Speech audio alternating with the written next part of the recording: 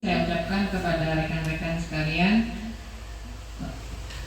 kepada Ibu Kepala Sekolah SDN Muara Tampus, Ibu Heran Nisa, beserta Bapak dan Ibu Dewan Guru sekalian yang saya hormati. Pada siang ini saya akan menyampaikan tentang menyebarkan pemahaman dan pengalaman penerapan budaya positif.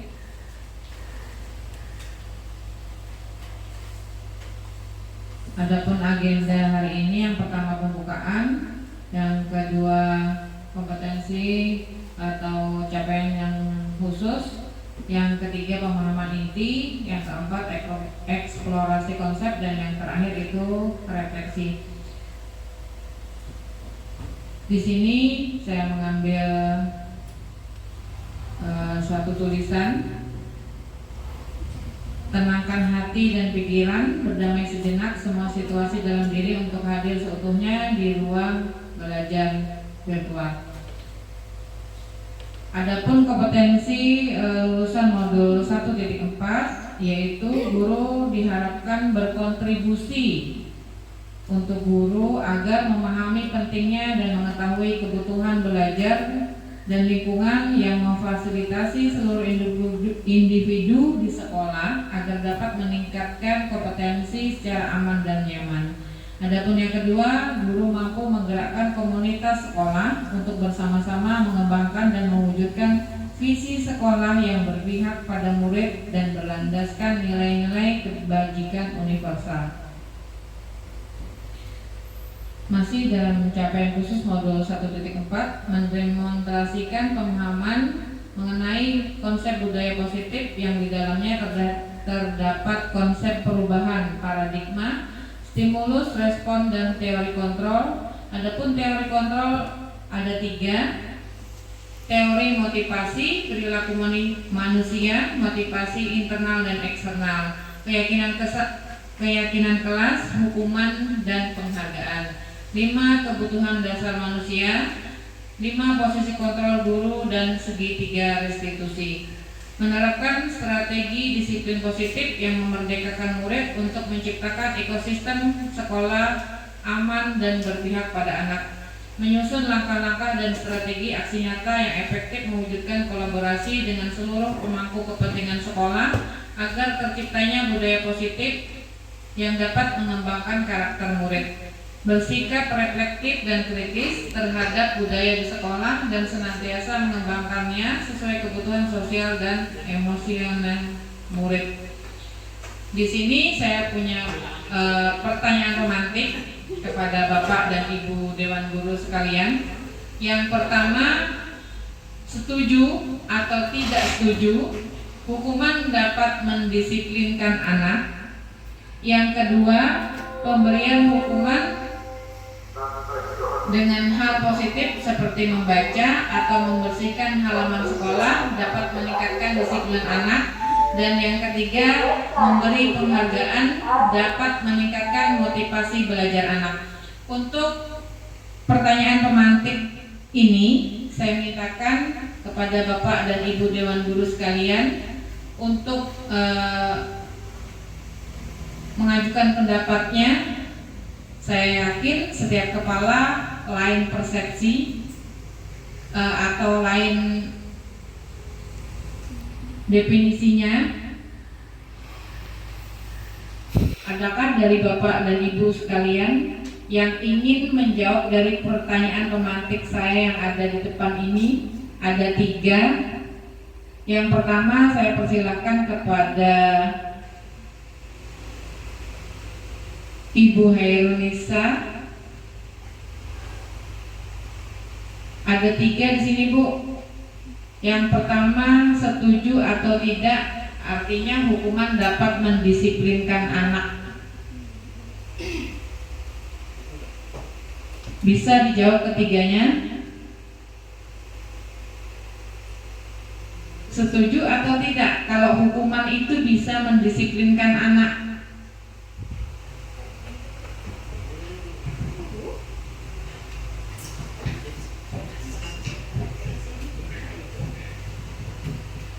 Baik, menurut pendapat saya untuk yang eh, nomor 1, hukuman dapat mendisiplinkan anak. Menurut pendapat saya setuju, Bu. Karena dengan memberi hukuman supaya kedepannya anak itu tidak mengulang lagi hal yang sudah dilanggar. Jadi memang hukuman ini kita cari yang sekiranya hukuman itu tidak memberatkan anak, tapi misalnya kayak hukumannya yang ringan-ringan, misalnya boleh kekanakan anak-anak kita itu misalnya melanggar terlambat kenapa datang terlambat sekolah, kita tanya dulu anak-anaknya, misalnya alasannya yang tidak memungkinkan, mungkin kita beri hukumannya berupa misalnya menyapu kelas seperti itu, atau misalnya mengepel lantai, yang istilahnya hukuman itu tidak terlalu berat. Mungkin tidak dengan cara dipukul atau dijewer, bukan hukuman seperti itu, tapi hukumannya yang menurut pendapat saya ya, Bu. Jadi itu hukuman yang cocok untuk anak ketika melanggar peraturan. Tapi kalau misalkan anak itu melanggar satu hal tapi tidak yang dilanggar itu alasannya tepat, misalnya terlambat, mungkin ada halangan orang tua sakit misalnya. Tapi kalau misalnya halangannya misalnya tidak tepat, anaknya jujur mengatakan bahwa dia terlambat karena bangun tidur terlambat, Bu, misalnya. Nah, itu kan halnya tidak tepat. Jadi mungkin anak diberi hukuman. Tapi kalau misalnya memang ada kendala, tidak perlu diberi hukuman seperti itu, Bu. Nah, yang kedua, pemberian hukuman dengan hal positif seperti membaca buku atau membersihkan halaman sekolah dapat meningkatkan disiplin anak. Itu menurut saya juga setuju. Seperti yang saya sampaikan tadi, kalau misalkan anak melanggar hukuman, berarti diberi hukumannya itu tadi, kayak seperti menyapu lantai atau ngepel atau menghapus papan tulis, seperti itu aja, gue. Atau yang lebih bagus lagi itu yang nomor 2 itu misalnya membaca buku, itu juga bagus, Bu. Berarti kan istilahnya yang tadinya anak tidak termotivasi untuk membaca jadi mau membaca, seperti itu. Kemudian yang ketiga, memberikan penghargaan dapat meningkatkan motivasi belajar anak. Ini juga bagus sebenarnya, tapi saya sih setuju ya, Bu. Cuman kalau anak itu terbiasa mengerjakan sesuatu itu untuk mendapatkan berupa penghargaan, maka pasti sesuatu yang dilakukannya itu karena ingin mendapatkan itu, Boy. Itu masih bingung sih, Bang, antara setuju dan tidak. Kalau memberikan penghargaan misalkan berupa benda, itu berarti mengharapkan sesuatu itu. Tapi kalau misalkan kita memberikan penghargaannya berupa misalnya ucapan selamat, motivasi, seperti itu mungkin bagus, baik. Tapi kalau misalnya berupa benda, mungkin anak-anak itu kalau misalkan diberikan penghargaan, pasti kalau ingin melakukan sesuatu hal tuh pasti berpikirnya sangat bersemangat. Tapi kalau untuk mendapatkan sesuatu tadi, barang tadi, tapi kalau misalnya dia bersemangat karena berupa penghargaan yang berbeda, misalnya diberikan semangat, pujian, mungkin seperti itu lebih bagus. Itu pendapat saya, ketiganya setuju. Demikian. Assalamualaikum warahmatullahi wabarakatuh. Terima kasih. Terima kasih atas pendapatnya. Jadi menurut Ibu Nisa, artinya setuju-setuju saja, tapi disesuaikan dengan kapasitas dan kualitas anak tersebut. Adakah pendapat yang lain? Ini kan banyak orangnya.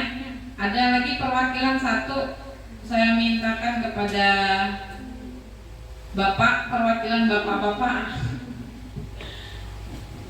antara hukuman setuju atau tidak, artinya tergantung dari mana kita memandangnya. Bapak sedikit, silakan Pak.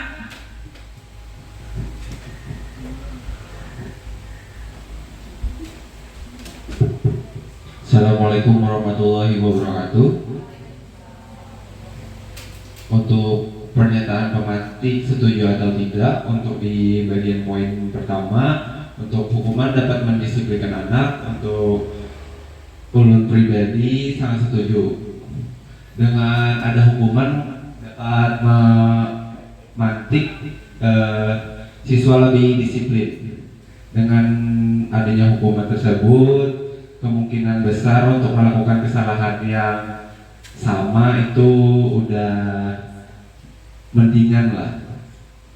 Untuk poin kedua, pemberian hukuman dengan hal positif seperti membaca atau membersihkan halaman, kemungkinan bagi siswa-siswa yang budaya membacanya lebih kurang akan memantik lebih banyak lagi membaca ketika dia melakukan hal kesalahan, misalnya terlambat atau hal-hal apapun yang melanggar hukum di sekolah. Untuk membersihkan halaman itu hal positif juga, karena setidaknya dia mendapat moral yang lebih bagus, karena dia menjaga lingkungan sekolah lebih bersih dan meningkat. Dan dengan demikian kemungkinan besar dia lebih baik lagi ke depannya itu ada. Soalnya kalau di sekolah kan banyak hal yang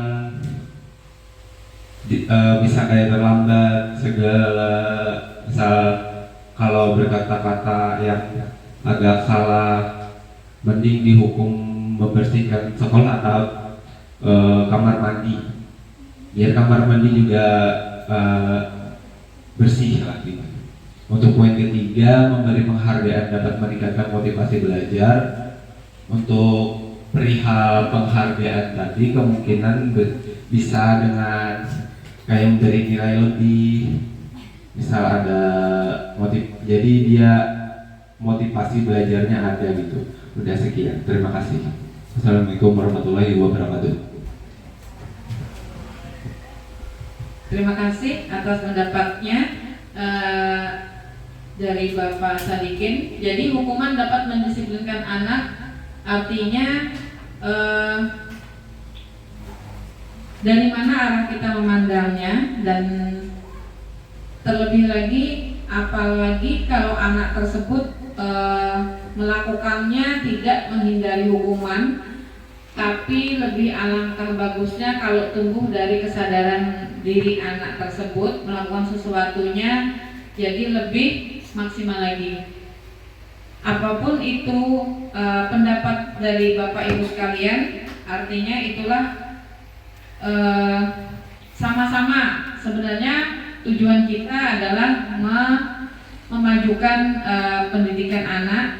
Jadi dari manapun selagi tidak menyakiti tubuhnya, mudah-mudahan hasilnya positif. Terima kasih. Untuk selanjutnya, disiplin positif dan nilai-nilai kebajikan universal. Yang kedua, teori motivasi, hukuman, penghargaan dan restitusi. Yang ketiga, keyakinan kelas. Yang keempat, kebutuhan dasar manusia dan dunia berkualitas. Yang kelima, restitusi. 5, posisi kontrol. Yang keenam, restitusi segitiga. Jadi di sini ada perubahan paradigma. Kegiatan kepalan tangan. Di sini sobeklah secari kertas, tuliskan benda atau sesuatu yang sangat berharga untuk Anda. Letakkan di salah satu tangan Anda dan genggam benda sesuatu tersebut dengan segala daya. Buatlah sebuah kepalan. Teman Anda yang bagian B mencoba dengan sekuat tenaga berbagai cara untuk meminta Anda memberikan benda tersebut. Bisa membujuk, mengancam, menghardik, merayu, menyuap, apa saja agar dapat membuka kepalan Anda, kepalan tangan Anda. Sekarang apa yang terjadi? Sebenarnya kalau menurut Bapak dan Ibu sekalian, antara A dan B di sini boleh kita lakukan, artinya tidak ada paksaan. Jadi semuanya tergantung diri kita sendiri. Yang berikutnya, perubahan paradigma teori kontrol atau teori pilihan, ilusi kontrol. Jadi di sini maksudnya kita mengontrol murid, guru mengontrol murid bahwa kritik dan membuat orang merasa bersalah dapat menguatkan karakter. Ilusi bahwa semua penguatan positif, efektif dan bermanfaat. Yang terakhir, ilusi bahwa orang dewasa memiliki hak untuk memaksa. Nah, di sini siapa yang sesungguhnya memiliki kontrol? Yang pertama, stimulus responnya, kita mencoba mengubah orang agar berpandangan sama dengan kita. Sedangkan di teori kontrolnya, kita berusaha memahami pandangan orang lain tentang dunia. Yang kedua, stimulus responnya, perilaku buruk dilihat sebagai suatu kesalahan. Sedangkan teori kontrolnya, semua perilaku memiliki tujuan. Orang lain bisa mengontrol saya. Di teori kontrolnya, hanya saya yang bisa mengontrol diri saya. Yang berikutnya, saya bisa mengontrol orang lain. Sedangkan di teori kontrolnya, saya tidak bisa mengontrol orang lain. Pemaksaan ada pada saat bujukan gagal. Dan pada teori kontrolnya, kolaborasi berkonsensus menciptakan pilihan-pilihan baru. Sedangkan model berpikir menang atau kalah, di teori kontrolnya model berpikir menang dan menang. Sekarang, apakah makna disiplin? Sedangkan pasti di pikiran kita kalau mendengar kata disiplin kaitannya dengan apa kira-kira? Menurut Bapak Sadikin, kalau ada kata-kata disiplin yang terlintas di pikiran Bapak, apa namanya? Tepat waktu. Apa lagi? Peraturan. Ya. Jadi disiplin sendiri berasal dari bahasa Latin yang artinya belajar. Makna asal dari disiplin di sini adalah menggali potensi menuju sebuah tujuan. Namun dalam budaya kita, makna kata disiplin telah berubah menjadi sesuatu yang dilakukan seseorang kepada orang lain untuk mendapatkan kepatuhan. Kecenderungan umum di sini adalah ketidaknyamanan, karena segala yang namanya berkaitan dengan disiplin biasanya pertamanya terpaksa. Di sini nilai-nilai kebajikan universal, sifat-sifat positif manusia yang merupakan tujuan mulia yang ingin dicapai. Nilai-nilai kebajikan yang ingin dicapai oleh setiap anak Indonesia yang kita kenal dengan profil pelajar Pancasila. Yang pertama, beriman, bertakwa kepada Tuhan Yang Maha Esa dan berakhlak mulia. Yang kedua, mandiri. Yang ketiga, bernalar kritis. Yang keempat, berkebinekaan global. Yang keempat, bergotong royong. Dan yang terakhir, kreatif. Nah, di sini ada teori motivasi, hukuman, dan penghargaan restitusi. Teori motivasi perilaku manusia, untuk apa? Menghindari ketidaknyamanan atau hukuman. Sekarang, apa yang terjadi apabila saya tidak melakukannya? Contoh, apa yang terjadi apabila saya tidak melakukan mengerjakan tugas? 1. Dimarahi bapak dan ibu guru. 2. Bisa dihukum berdiri di depan kelas misalnya. Habis itu yang kedua, untuk mendapatkan imbalan dari orang lain atau institusi yang akan saya lakukan, yang akan saya dapatkan apabila saya melakukannya. Di sini anggap yang terbaru tadi, anak kita dari kelas 3 Muhammad Nopal mendapatkan imbalan dari Dinas Pendidikan berupa uang 1 juta rupiah karena dia memenangkan atau juara O2SN di tingkat kabupaten. Berarti kan ada imbalannya. Yang ketiga, untuk menghargai diri sendiri, saya akan menjadi orang yang seperti apa apabila saya melakukannya. Di sini contoh misalnya anak yang paling pintar otomatis akan dihargai oleh teman-teman atau rekan-rekannya. Jadi di sini ada 3 motivasi eksternal, dan yang ketiga keduanya internal. Di sini merdeka menurut Bapak Pendidikan kita Ki Hajar Dewantara. Merdeka itu artinya tidak hanya terlepas dari perintah, akan tetapi juga cakap dalam buat memerintah diri sendiri. Di sini dihukum oleh penghargaan. Jadi penghargaan itu ada yang jangka pendek dan ada yang jangka panjang. Penghargaan penghukum, penghargaan mengurangi ketepatan, penghargaan tidak efektif, dan penghargaan yang merusak hukuman.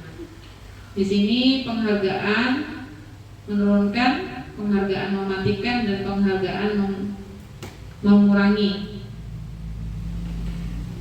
Apresiasi sendiri di sini ada yang secara khusus pribadi kepada semua murid bergantian, pengakuan secara konsisten, dan proses. Contoh pengakuan atau apresiasi kebajikan di sini sebagai pembuka, kemarin saya perhatikan, kayaknya ini berkaitan. Kemarin saya perhatikan rasa empatimu besar sekali pada saat menolong murid baru di kelas kita. Saya menghargai kepedulianmu pada saat kamu membantu teman-teman di tugas kelompok.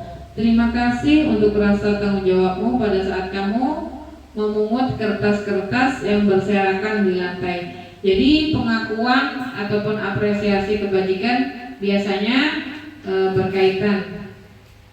Nah, sekarang menurut Bapak dan Ibu mencatat 100 kali dalam buku kalimatnya saya tidak akan terlambat lagi datang ke sekolah, karena maksudnya tidak akan terlambat lagi ke sekolah. Menurut Bapak dan Ibu sekalian ini hukuman atau konsekuensi? Hukuman. Yang kedua, lari mengelilingi lapangan basket 2 kali karena terlambat hadir di sekolah, hukuman atau konsekuensi? Murid diminta untuk push up 15 kali karena tidak menggunakan masker di sekolah, itu hukuman atau konsekuensi?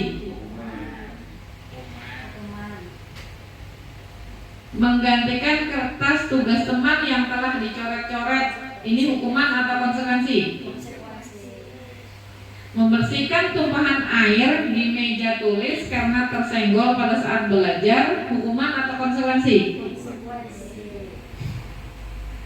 Murid disuruh untuk tidak mengenakan sepatu seharian di sekolah karena tidak mengenakan sepatu warna hitam. Lari mengelilingi lapangan basket 2 kali karena terlambat 10 menit untuk pelajaran PJOK. Adalah yang betul. Jadi mencatat 100 kali dalam buku kalimatnya saya tidak akan terlambat lagi, itu hukuman karena dikerjakan. Sama dengan lari mengelilingi lapangan basket atau push up, itu hukuman. Sedangkan menggantikan kertas itu adalah konsekuensi. Membersihkan tumpahan air di meja konsekuensi. Tidak mengenakan sepatu itu hukuman. Tapi di sini beda yang terakhir, lari mengelilingi lapangan basket 2 kali karena terlambat, itu adalah konsekuensi karena terlambat.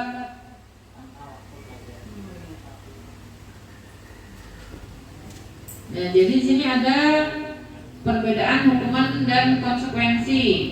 Hukuman adalah sesuatu yang menyakitkan yang harus terjadi, membuat anak sakit baik fisik maupun hati dalam jangka waktu yang lama.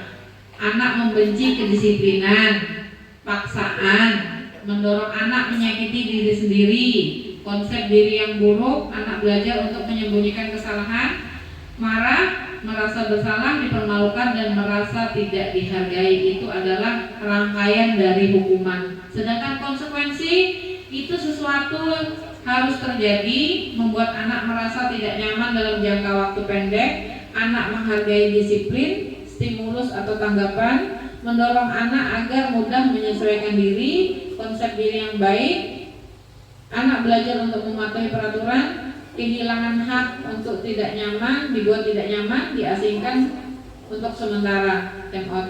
Jadi itu adalah perbedaan hukuman dan konsekuensi. Sekarang restitusi. Apa itu restitusi?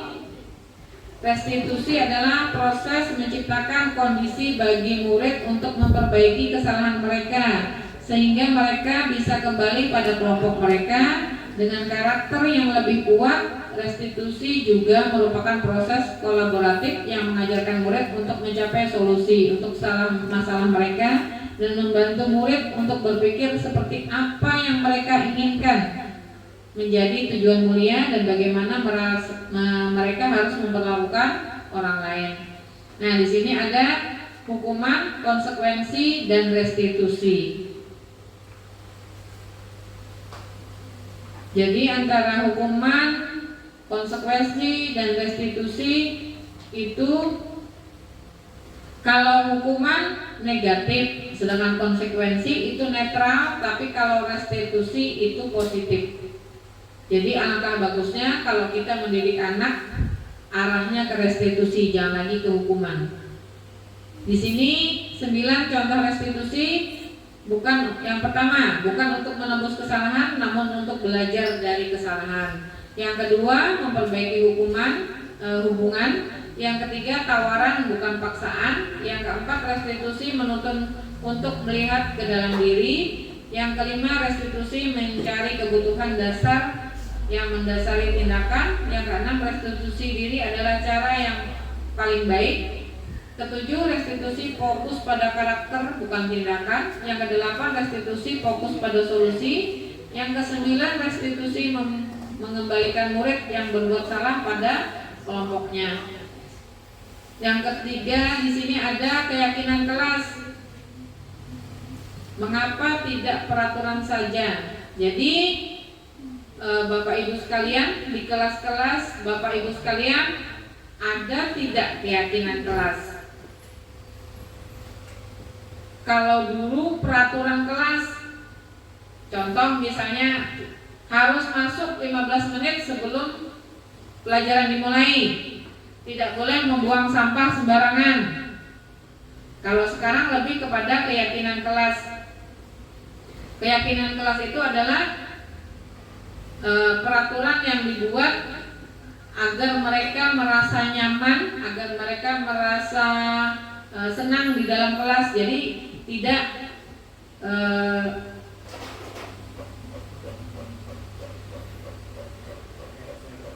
yang terakhir, bukan yang terakhir, yang selanjutnya budaya positif. Jadi ada lingkungan positif, ada keyakinan kelas dan peraturan kelas. Nah, di sini ada kesepakatan kelas. Yang mana merupakan keyakinan kelas dan kenapa? Kami guru dan murid yang saling menyayangi, kami murid yang semangat belajar, kami murid yang peduli dengan teman-teman.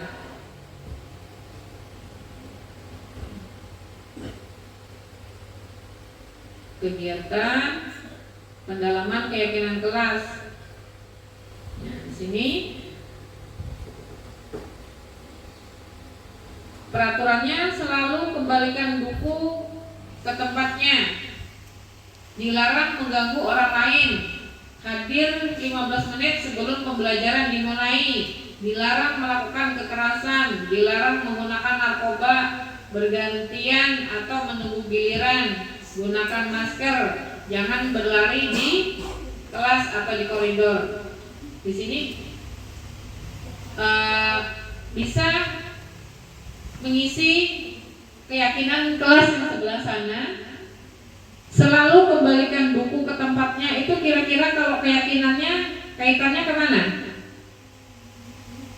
Anak mengembalikan sesuatu yang diambilnya dan mengembalikan lagi ke tempatnya, berarti anak itu bertanggung jawab. Kalau yang kedua, dilarang mengganggu orang lain. Ya, menghormati orang lain. Kalau yang ketiga, hadir di sekolah 15 menit sebelum pembelajaran dimulai. Kenapa? Menghormati orang lain. Kaitannya dengan komitmen. Iya, disiplin, tapi lebih dengan komitmen. Dilarang melakukan kekerasan, berkaitan dengan Menghormati orang lain bisa dengan keselamatan. Kalau dilarang menggunakan narkoba berarti berkaitan dengan kesehatan. Bergantian atau menunggu giliran, bersabar, menghormati orang lain, keselamatan. Gunakan masker, iya, kesehatan dan keselamatan. Yang terakhir, jangan berlari di kelas atau koridor, keselamatan dan keamanan. Nah, di sini ada kebutuhan dasar manusia. Yang pertama, rasa kasih sayang dan diterima, gambarnya hati. Yang kedua, penguasaan, gambarnya bintang. Yang keempat, kesenangan, apa ini gambarnya balon. Yang keempat di sini kebebasan, gambarnya kupu-kupu. Jadi di sini ada 5 posisi kontrol. Di sini kita alangkah bagusnya sebagai guru, setidaknya kita mengetahui di mana posisi kita berada. Yang pertama, sebagai penghukum. Apa itu penghukum? Menghardik, menunjuk, bukan menunjuk nih, tapi lebih arahnya misalnya anaknya salah, kita ngomong dengan nada yang tinggi, dengan tangan di depan mukanya, menunjuk-nunjuk, menyakiti dan menyindir, itu menghukum. Kalau pembuat rasa bersalah, yaitu berceramah dengan mengatakan seharusnya kamu tidak seperti itu, ya. Ibu kecewa sekali. Kenapa kamu harus seperti itu? Seharusnya kan tidak. Itu membuat rasa bersalah. Sedangkan pemantau di sini menghitung dan mengukur. Kalau manajer mengajukan pertanyaan-pertanyaan. Contoh misalnya, kamu tadi salah nggak? Itu pertanyaannya, mengajukan pertanyaan. Di sini ada 5 posisi kontrol. Nah, sekarang ada yang berikutnya. Di sini pertanyaan-pertanyaan. Saya kecewa sekali dengan kamu. Kenapa kamu harus seperti itu? Seharusnya itu tidak kamu lakukan. Berarti apa yang kita lakukan? Membuat orang merasa bersalah.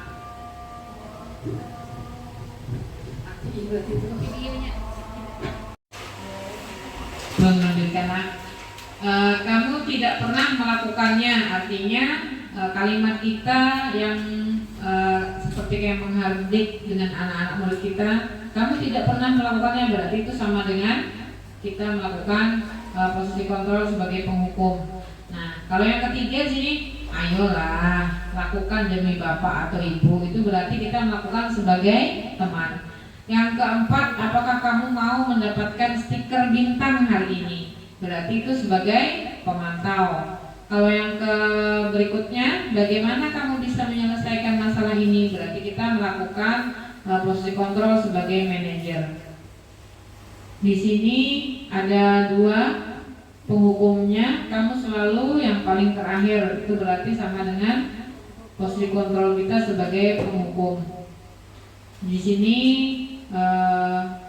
peraturan pemantau dengan nilai-nilai manajer berkaitan. Kenapa? Karena kalau kamu tidak melakukannya, saya akan berikan konsekuensi untuk membuat agar anak melakukannya. Sedangkan yang nilai-nilai manajer memperbaikinya, apa yang kamu yakini, bagaimana memperbaiki masalah ini. Jadi komunikasi antara guru dengan muridnya.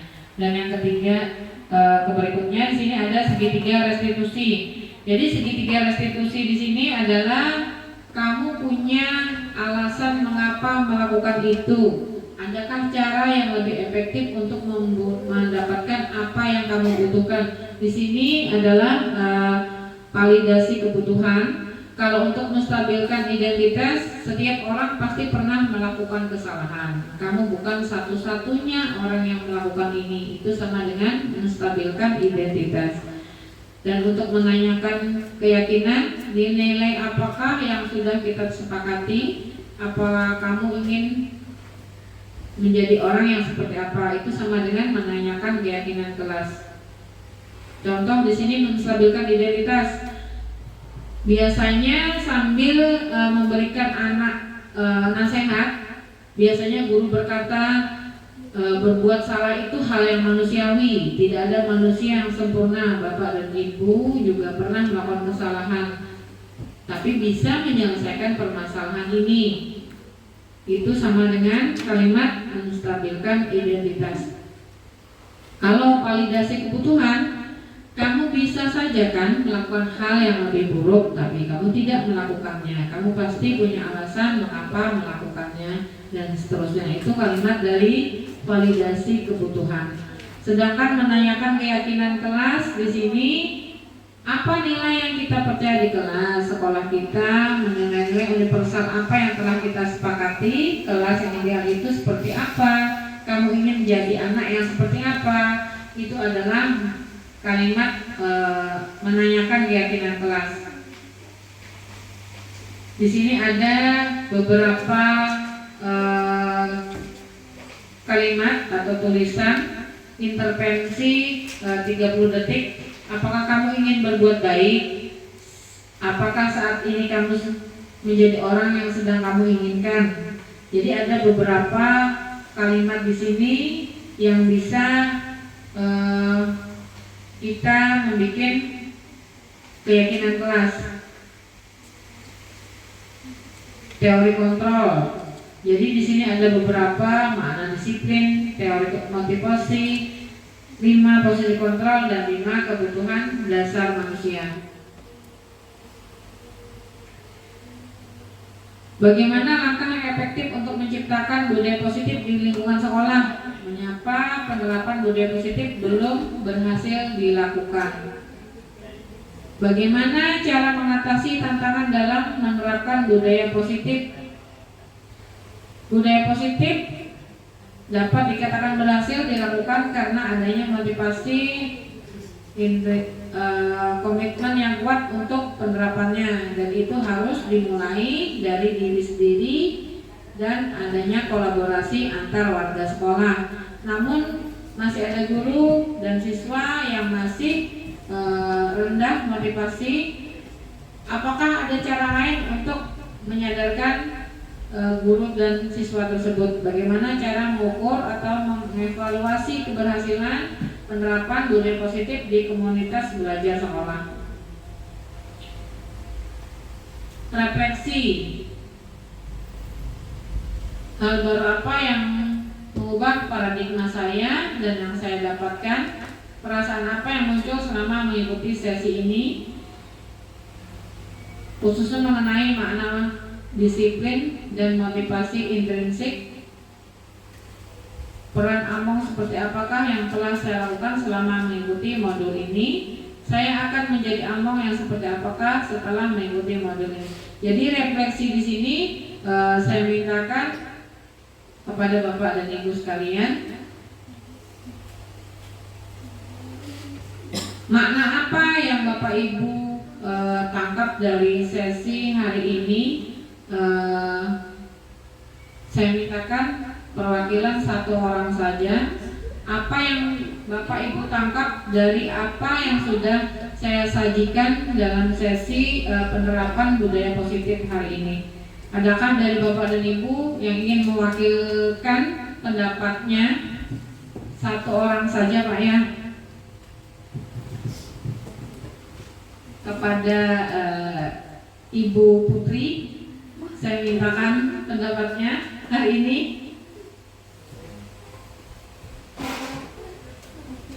Perasaan apa yang muncul setelah mengikuti sesi ini, khususnya mengenai makna disiplin dan motivasi disiplin positif?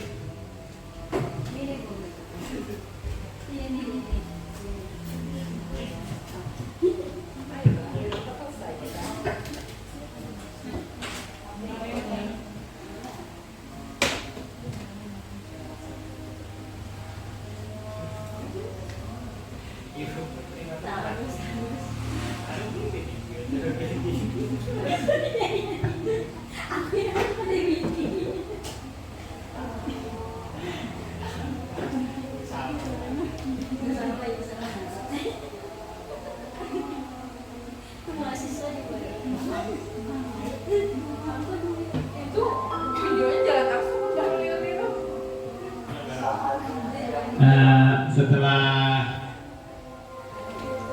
pemaparan berikut, saya mendapat beberapa pencerahan mengenai apa tadi segitiga restitusi, pengertian dari disiplin, dan perbedaan antara hukuman dan konsekuen yang akan membuat kami atau saya untuk lebih baik di lapangan nanti dalam upaya mencerdaskan generasi bangsa.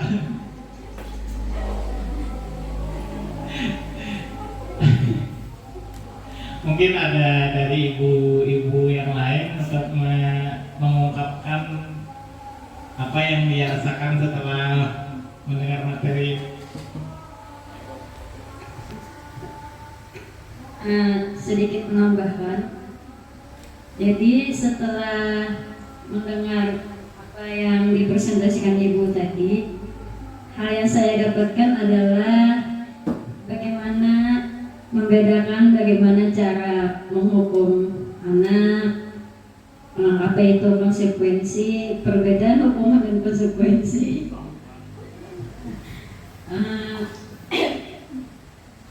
Dan juga bagaimana cara motivasi untuk siswa agar lebih baik lagi.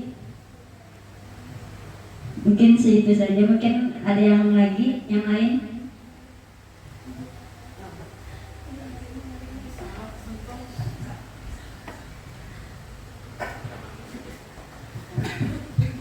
Terima kasih atas perasaannya atau komennya terhadap apa yang kita sajikan pada hari ini. Saya pribadi, apabila dalam penyajian materi ini banyak kekurangan, salah dan hilaf saya mohon maaf. Wabillahi taufiq wal hidayah. Assalamualaikum warahmatullahi wabarakatuh.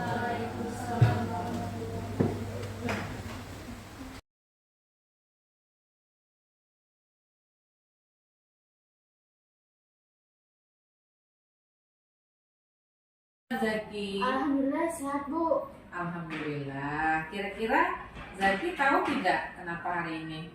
Mohon maaf, Ibu. Kalau boleh tahu ada apa, Bu? Begini Zaki, Ibu ada mendapat laporan dari teman kamu waktu pelajaran tadi. Katanya Nisa menangis. Oh iya, Bu. Sebenarnya begini, Bu. Saya mau minjem buku dari Kak Nisa, tapi karena Nisa tidak mau meminjamkan bukunya, lalu kami saling menarik buku tersebut hingga robek. Dan akhirnya Nisa pun menangis, Bu. Kalau boleh tahu, kira-kira apa alasan hal tersebut Zaki? Sebenarnya saya hanya ingin minjem buku catatan Nisa karena saya terlambat menulisnya karena Nisa tidak mau meminjamkan bukunya. Lalu kami saling menarik dan robek bukunya, makanya Nisa menangis. Oh begitu ceritanya.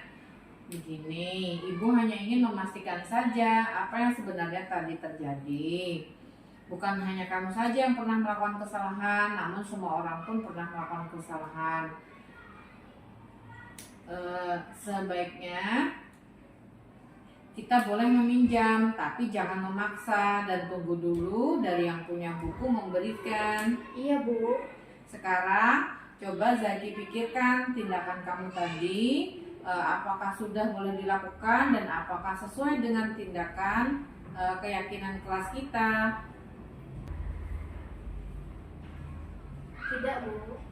Menurut kamu, keyakinan kelas apa yang sudah dilanggar oleh Zaki? Saling menghormati dan menghargai teman, Bu. Dan menghargai penting atau tidak. Oh begitu. Sekarang, ya itu memang betul sekali. Menurut kamu, saling menghormati dan menghargai teman penting atau tidak? Penting, Bu. Oh ya. Sekarang kalau menurut Zaki itu penting, apa yang harus kamu lakukan untuk memperbaiki masalah ini? Besok saya akan menghubungi Nisa dan meminta maaf serta saya tidak akan mengulangi perbuatan saya. Ya, bagus sekali Zaki. Meminta maaf adalah perbuatan yang sangat terpuji, dan jika Zaki sudah memperbaiki kesalahan, Kira-kira untuk kedepannya mau jadi orang yang seperti apa? Saya akan menjadi orang yang menghormati dan menghargai orang lain supaya tidak ada lagi kawan yang menangis karena Zaki, Bu. Ya, bagus sekali. Ibu rasa Zaki sudah memahami terhadap keyakinan kelas, dan sekarang karena waktunya sudah pulang, sekarang silakan pulang ya. Oke, Bu. Hafizah tahu tidak ibu panggil sekarang ke ruangan ini karena apa? Mungkin karena kemarin, Bu. Nah, itu Hafizah tahu. Maaf ya, ibu mau bertanya kepada Hafizah, kenapa kemarin Hafizah tidak masuk jam PJOK? Masuk, Ibu, namun saya tidak ikut bermain kasti. Kira-kira kenapa ya jadi tidak ikut teman bermain kasti, padahal kan bermain kasti itu seru dan menyenangkan.